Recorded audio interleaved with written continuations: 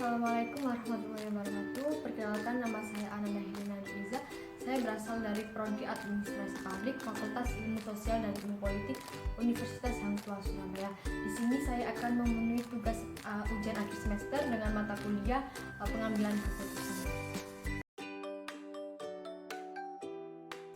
Sebelum membahas mengenai hard system metodologi dan soft system metodologi, maka kita perlu mengetahui terlebih dahulu apa itu sistem. Tubuh kita merupakan kumpulan sebuah sistem yang satu dan lainnya yang saling berhubungan dan berkaitan. Begitu pula dengan bumi, tempat di mana kita tinggal, merupakan bagian dari sistem tata surya.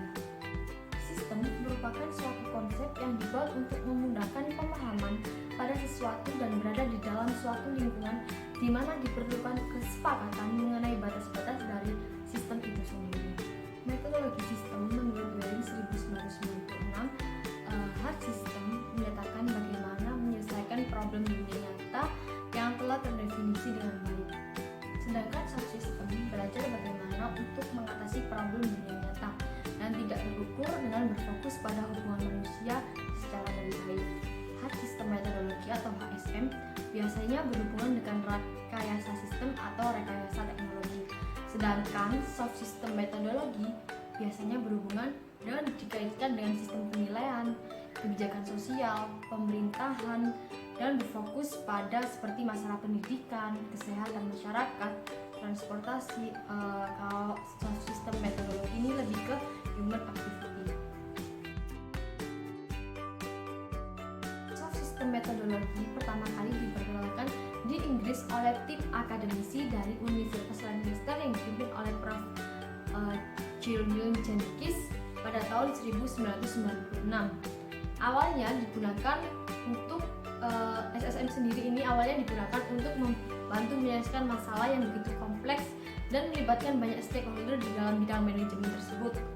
Pendekatan ini digunakan ketika pendekatan teknikal tidak mampu menjelaskan berbagai fenomena yang dihadapi secara utuh dan akurat. SSM dikembangkan oleh para teknisi manajemen di Universitas Lancaster untuk membantu menyelesaikan masalah terkait dengan efisiensi dan efektivitas yang melibatkan teknologi modern dengan kompleksitas tinggi dalam organisasi manusia. Permasalahan yang diselesaikan menggunakan SSM memiliki 3 karakteristik. Yang pertama ada kompleks, yang kedua dinamis, yang ketiga probabilistik menurut Erianto 1999, sehingga dapat dirancang suatu solusi yang sibernetik, yaitu berorientasi pada tujuan, yang kedua ada holistik, cara pandang yang utuh terhadap kebutuhan sistem, dan ketiga efektivitas. SSM sendiri merupakan suatu metodologi yang digunakan untuk menangani permasalahan yang tidak terstruktur dan terus-menerus berubah secara dinamis. Maka dari itu kita bisa menggunakan berbagai macam alat analisa atau tools yang bisa digunakan sehingga bisa menemukan keseimbangan antar elemen. Pendekatan soft system metodologi yang pertama ada sistem ilmiah yang memiliki 3 karakteristik, yaitu reduksionisme, yaitu mereduksi atau menguraikan permasalahan dari yang kompleks menjadi yang lebih kecil. Yang kedua ada repeatability, yaitu bisa mengecek penelitian yang dilakukan oleh orang lain di tempat dan waktu yang berbeda. Yang ketiga ada refutation, suatu ilmu dapat memuat informasi yang dapat ditolak kebenarannya oleh orang lain. Soft system methodology sebagai scientific approach, yaitu penelitian ini berfungsi untuk mencarikan penjelasan dan jawaban terhadap permasalahan serta memberikan alternatif bagi kemungkinan yang dapat digunakan untuk pemecahan masalah tersebut menurut Darmito 2007. Sedangkan tujuan dilakukannya penelitian yaitu untuk pelaporan atau reporting, yang kedua adanya untuk deskripsi, yang ketiga adanya penjelasan, yang keempat adanya perkiraan, dan kelima adalah pengendalian atau kontrol.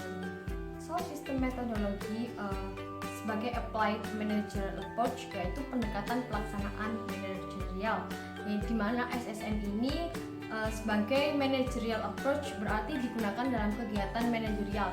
Fungsi manajemen sering disebut dengan POAC. Yang pertama ada planning atau perencanaan, yang kedua ada organizing atau pengorganisasian, yang ketiga ada actuating atau pelaksanaan, dan terakhir controlling atau pengawasan. Metode Interpretative Structural Modeling atau biasa disebut dengan ISM adalah suatu metodologi dengan menggunakan bantuan komputer yang dapat membantu suatu kelompok untuk mengidentifikasi hubungan antara gagasan atau ide dan struktur penentu dalam sebuah masalah yang kompleks. ISM dapat digunakan untuk mengembangkan beberapa jenis struktur termasuk pengaruh struktur, misalnya mendukung atau memperburuk, misalnya lagi struktur prioritas, yaitu lebih penting dari atau akan dipelajari terlebih dahulu, dan kategori dari setiap gagasan atau ide, misalnya mempunyai kategori yaitu sama dengan. Contoh dari ISM sendiri yakni adanya contoh di Kota Semarang, yakni Interpretative Structural Modeling untuk meningkatkan daya saing rantai pasok UKM minat industri beras. Meningkatnya potensi pasar pangan organik yang diikuti dengan pertumbuhan pasar organik di Indonesia menyebabkan persaingan pasar yang sangat tinggi antara para pelaku usaha pangan organik. Oleh karena itu diperlukan suatu pengembangan strategi rantai pasok agar dapat terciptanya keunggulan kompetitif bagi UKM. UKM minat industri merupakan salah satu UKM yang bergerak di bidang olahan pangan organik berbahan dasar ikan lele.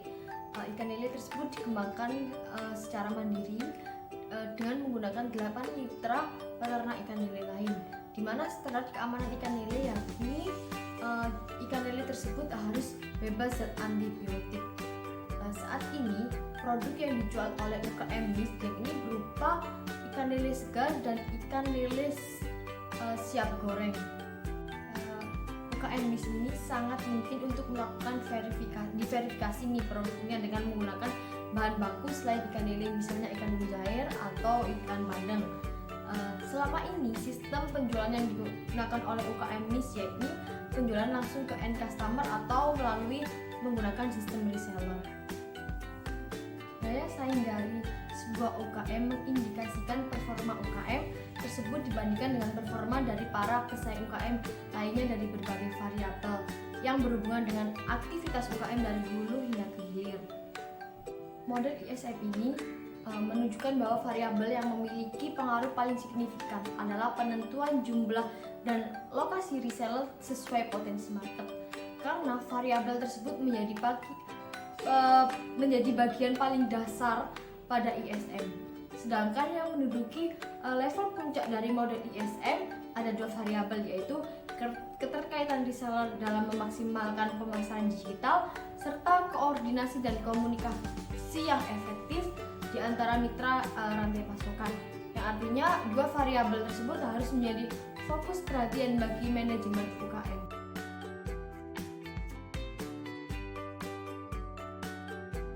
Sekian dari saya, kurang lebihnya mohon dimaklumi. Wassalamualaikum warahmatullahi wabarakatuh.